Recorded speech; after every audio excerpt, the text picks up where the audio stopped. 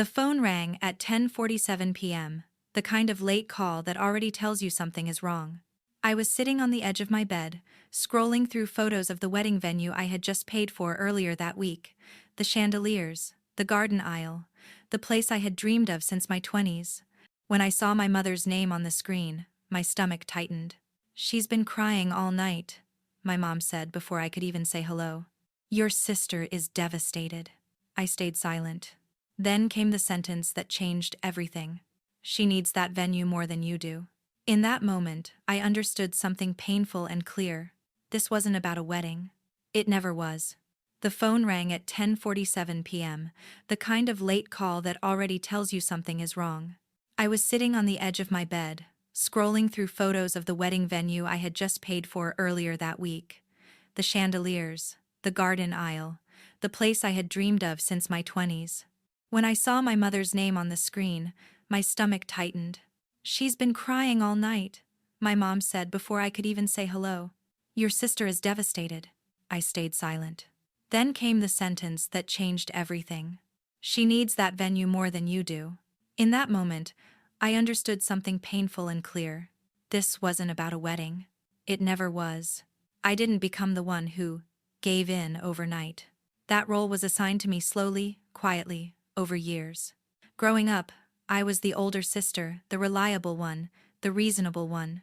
I was the child who finished homework without being asked, who apologized first even when I wasn't wrong, who learned early that peace was something you maintained, not something you expected. My parents liked to say I was easy. What they meant was that I didn't cause trouble. My younger sister, Lily, was different. She felt everything loudly. When she was happy, the whole house knew it. When she was upset, the air changed. Tears came quickly, followed by panic, followed by everyone else adjusting around her emotions. If she failed a class, my parents worried for weeks. If I did well, it was simply expected. "She's sensitive," my mother would say. "You're stronger," my father would add.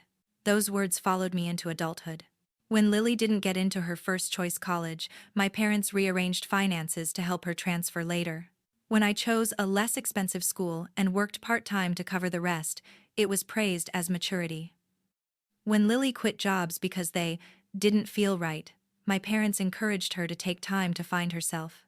When I stayed in a job I disliked to pay rent, it was called responsibility. I learned early that strength came with a price.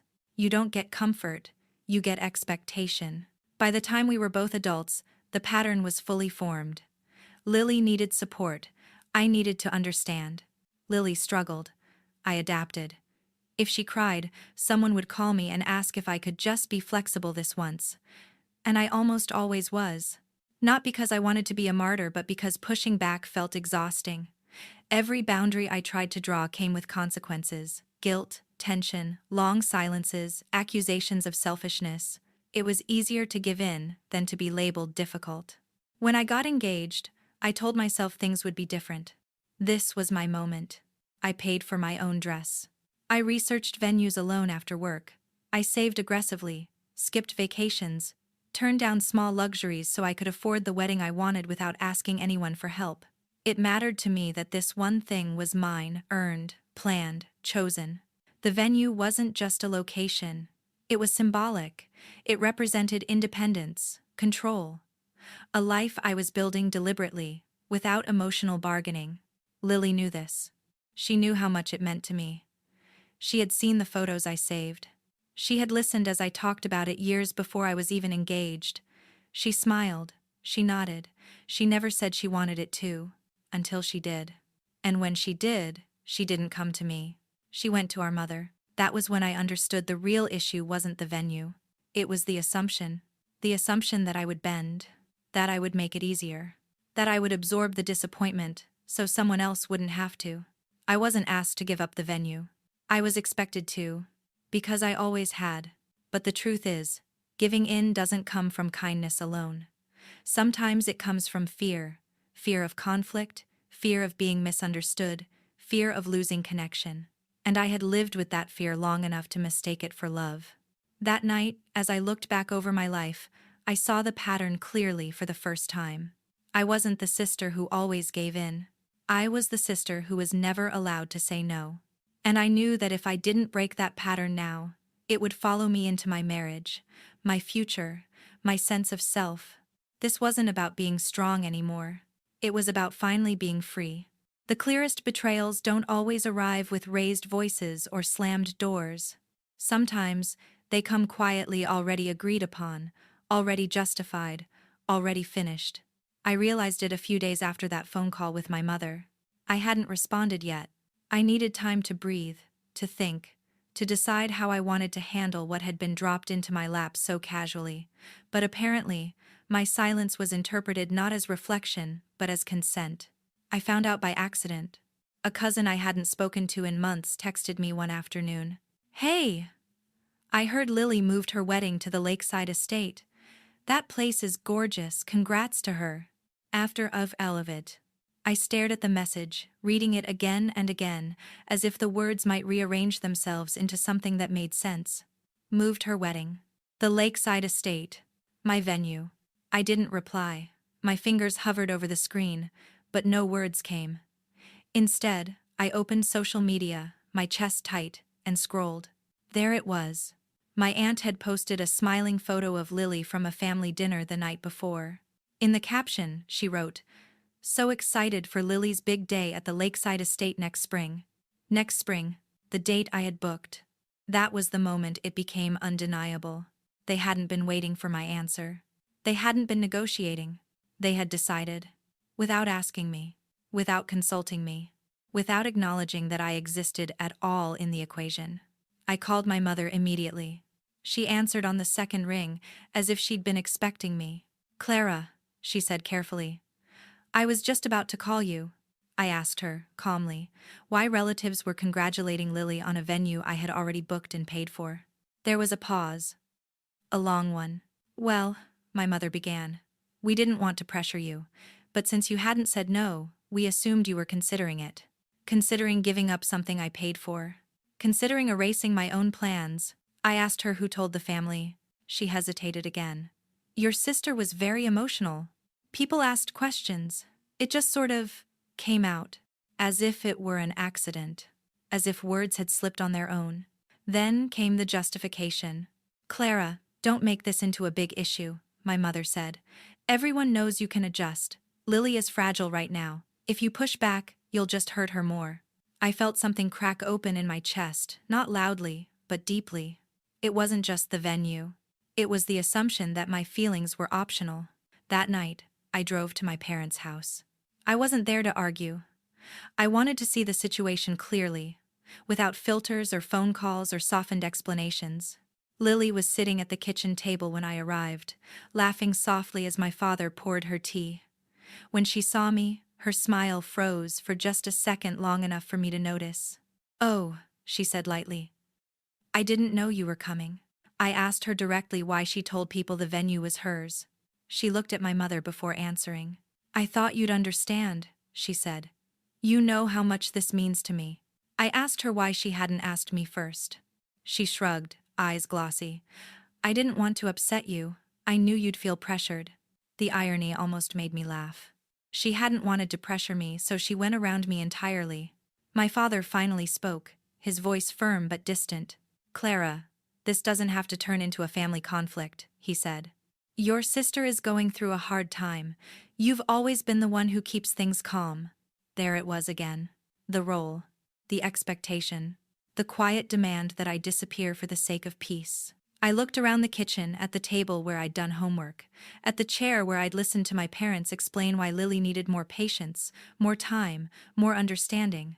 I saw years of compromise stacked neatly into one moment. And in that moment, something shifted. I understood that this wasn't a misunderstanding. It was a decision. One made collectively, comfortably, with the confidence that I would fall in line because I always had. They hadn't betrayed me with cruelty. They had betrayed me with certainty. Certainty that I would step aside. Certainty that I would stay quiet. Certainty that my life could be rearranged without my consent. And that was the moment I stopped feeling confused. I wasn't angry yet, but I was done pretending I hadn't been pushed. I didn't leave my parents' house angry that night. That surprised me. I drove home slowly, windows down, letting the cold air sting my face, trying to name what I was feeling. It wasn't rage. It wasn't even sadness in the way I'd known it before. It was clarity, quiet, sharp, and irreversible. For the first time, I wasn't replaying the conversation in my head to see what I could have said differently. I wasn't wondering how to fix it. I was seeing it. All of it. The pattern I had spent years explaining away finally stood still long enough for me to recognize it. It had never been about Lily needing more. It had been about me being expected to need less. Every time I adapted, the line moved. Every time I compromised, it became the new baseline. My silence had trained everyone around me to believe that my boundaries were flexible, temporary, negotiable. I sat on my couch that night with the venue contract open on my laptop, reading it slowly, not because I needed to, but because I wanted to feel the weight of it. My name was on every page. My signature at the bottom. My money. My responsibility. And yet, none of that had mattered to anyone else. Because the pattern wasn't about fairness. It was about convenience. I thought back to other moments I had brushed aside. The time Lily borrowed money and never paid it back, and my parents asked me not to bring it up because it would embarrass her. The holidays rearranged around her moods. The plans quietly changed. The expectations quietly shifted. Each time, I told myself it was kindness. But kindness doesn't erase you. Kindness doesn't require you to disappear. I realized something else that night. Something harder to admit. I had participated in this pattern. Not maliciously, not consciously, but consistently.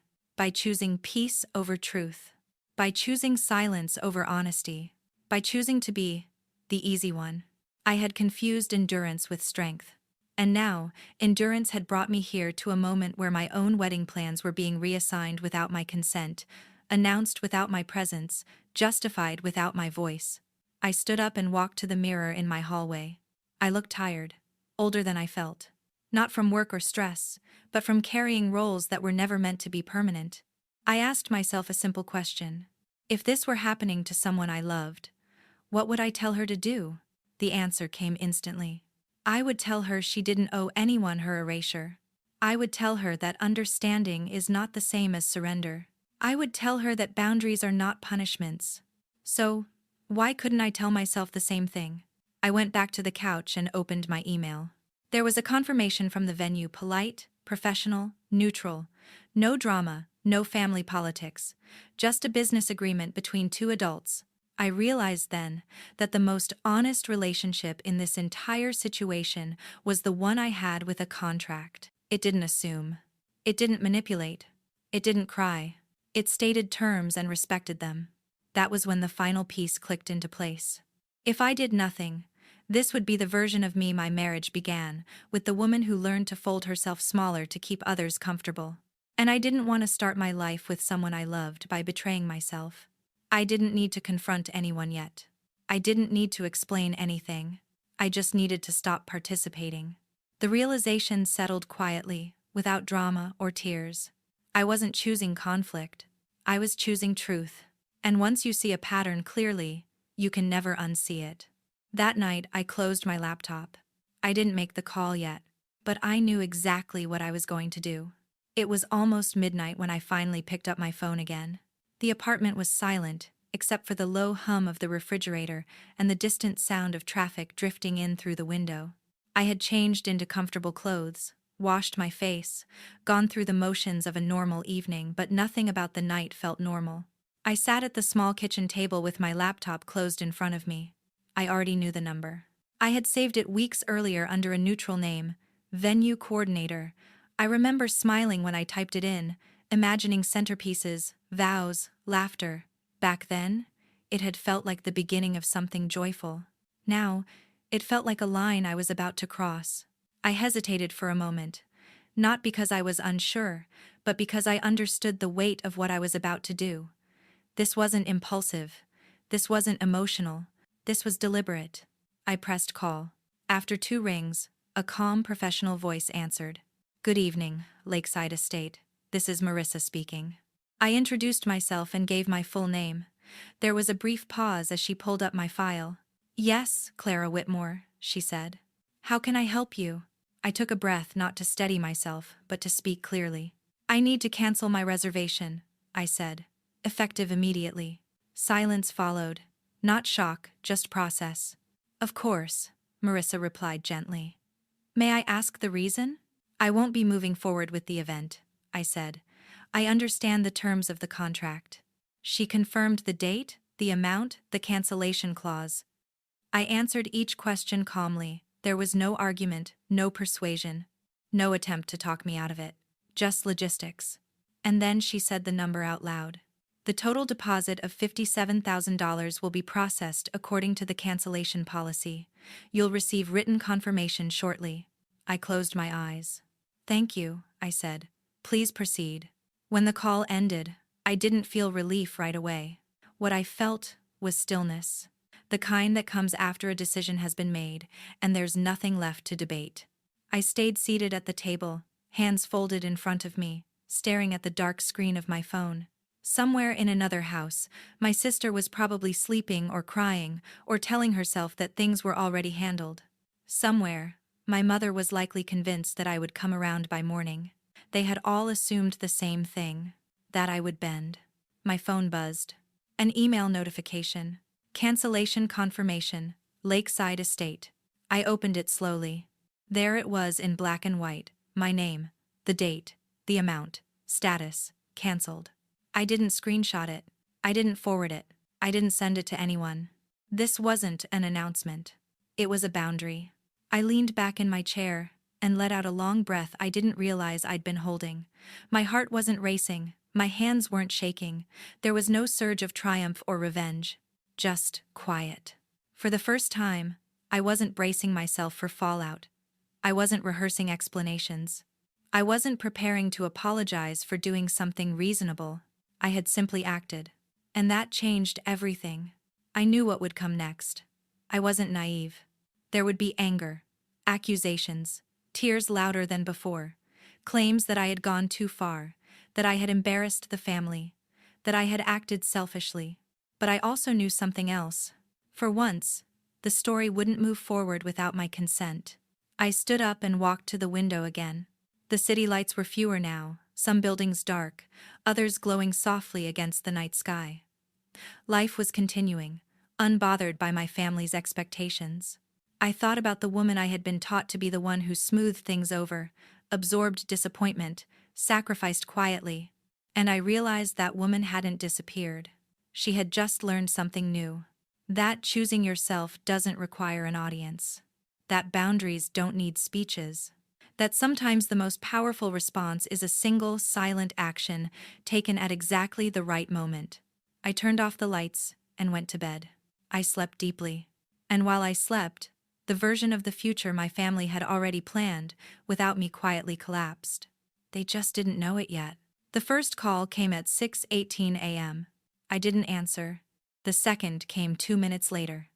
Then a third, then a message. Call me, it's urgent. I lay in bed staring at the ceiling, listening to the phone vibrate against the nightstand. For years, that sound had triggered an immediate response in me, an instinct to fix, to soothe, to step in before things got worse. That morning, I stayed still. By the time I got up and made coffee, there were 7 missed calls, all from my mother. I took a sip, sat at the kitchen table, and waited. At 7:02, my sister called. I answered that one. What did you do? Lily shouted before I could say hello. Her voice was raw, cracked, frantic, the sound of someone who had just realized that crying hadn't worked. I canceled the venue, I said calmly. There was a sharp intake of breath on the other end of the line, followed by silence. Then sobbing, loud, dramatic, unrestrained. You ruined everything, she cried. You humiliated me. Everyone knows. Do you have any idea what this does to me? I listened. I really did. I didn't interrupt. I didn't argue. When she paused, waiting for reassurance, I spoke. I canceled my contract, I said. The one in my name, the one I paid for. That's when the tone shifted. This is exactly why people say you're cold, she snapped. You don't care about anyone but yourself. I almost smiled at the familiarity of it. An hour later, my parents arrived at my apartment unannounced. My mother was crying before I even opened the door. My father stood behind her, jaw tight, arms crossed, already disappointed, already certain I was in the wrong. "How could you do this without telling us?" my mother demanded, stepping inside. I gestured toward the couch. "You already told everyone without telling me." "That's different," she said quickly. "This affects the whole family." There it was again. Family used not as connection, but as leverage. My father finally spoke. "You embarrassed your sister," he said. "People are calling, asking questions. This didn't have to get so messy." I met his eyes. It got messy when decisions were made for me. They looked stunned, not because they hadn't done it, but because I had named it. My mother's tears came faster now. "She's inconsolable," she said. "She feels like you've punished her." "I didn't punish anyone," I replied. "I withdrew something that belonged to me." Lily had arrived behind them at some point. I hadn't heard her come in. She stood in the doorway, arms wrapped around herself, face blotchy, eyes sharp. "You could have talked to me," she said. "You didn't have to go nuclear." I looked at her then, really looked. "I tried silence," I said. "You took that as permission." The room went quiet. For the first time, no one spoke over me. No one reframed my words.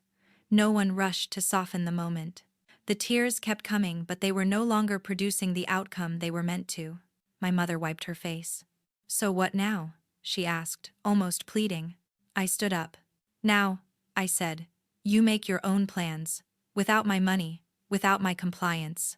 My father shook his head slowly, as if mourning something. "This isn't who you are." I paused at the doorway. "No," I said. "This is who I've always been when I stopped being convenient." They left shortly after. Not shouting, not apologizing, just confused. As the door closed behind them, the apartment felt different, lighter, quieter, honest. The collapse wasn't loud. It didn't involve screaming matches or dramatic exits. It happened the moment they realized the rules had changed and the old tools no longer worked. The tears were still there. They just didn't control me anymore. After they left, I didn't feel victorious. There was no rush of satisfaction, no sense of triumph. If anything, what I felt most strongly was relief, the quiet kind that settles in when you stop fighting a battle that was never yours to begin with. I didn't post anything online. I didn't defend myself to extended family. I didn't send screenshots or explanations. For years I had believed justice had to look like confrontation, like proving a point, like making sure everyone understood my side. But that urge faded quickly, replaced by something steadier. I didn't need to convince anyone. I just needed to stop sacrificing myself to be understood. In the days that followed, the noise continued: messages from relatives, vague comments about family values, a few passive-aggressive texts suggesting I had overreacted. I read them without responding. Each unanswered message felt less like avoidance and more like choice. I met my fiancé for dinner that week at a small restaurant near our apartment. Nothing fancy, no chandeliers, no dramatic views. Just us. He reached across the table and asked, gently, "Are you okay?" I nodded. And for the first time, it wasn't a lie. We talked about what we actually wanted, not what looked impressive, not what would make other people comfortable. Something smaller, something honest. A ceremony with people who showed up without conditions. A day that didn't require me to disappear so someone else could shine. I thought about how easily revenge could have slipped in, how tempting it would have been to reclaim the venue just to prove I could, or to publicly expose the manipulation. But that wasn't what I wanted. I didn't need to win. I needed to be free. Justice, I realized, doesn't always demand punishment. Sometimes it simply requires withdrawal, removing yourself from systems that thrive on your silence. I didn't take anything from my sister. I stopped giving. That was the shift. I set boundaries quietly. I answered calls when I chose to. I declined invitations that came with expectations attached. I let disappointment exist without rushing to soften it. And nothing collapsed because of it. The world didn't end. The family didn't fall apart. The guilt passed. What remained was a version of myself I recognized. One who could say no without apology. One who understood that love doesn't require self-erasure. One who knew that choosing peace doesn't mean choosing loss. I didn't walk away angry. I walked away intact. And for the first time in a very long time, that felt like justice enough. We didn't replace the venue. That surprised a lot of people. They expected a backup plan, another big announcement, another attempt to prove that everything was still perfect, but perfection had never been the goal, not anymore. Instead, we chose something quieter. 3 months later, we stood in a small botanical garden just outside the city. No chandeliers, no dramatic entrance. Just a simple arch of greenery, a handful of chairs, and people who were there because they truly wanted to be.